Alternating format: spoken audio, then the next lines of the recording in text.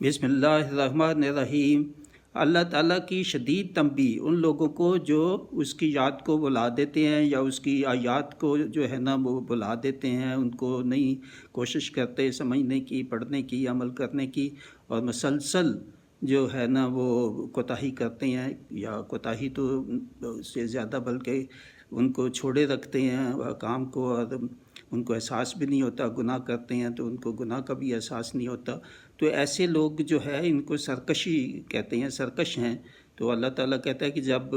میرے پاس آئیں گے تو یہ اندھے آئیں گے، اور دنیا میں بھی ان کی زندگی جو ہے وہ اچھی نہیں ہوگی، اور یہ لوگ سوال کریں گے مجھ سے کہ مجھے ہمیں اندھا کیوں اٹھایا۔ تو اللہ تعالیٰ کہے گا تمہیں آنکھیں دی تھی یہ قرآن پاک کو پڑھنے کی، اس کو سمجھنے کی، تو نے نہ پڑھا نہ عمل کیا، تو آج تمہارے ساتھ بھی وہی ہوگا جو تم نے میری آیات کے ساتھ کیا اور میرے احکام کے ساتھ تو نے نافرمانی کی۔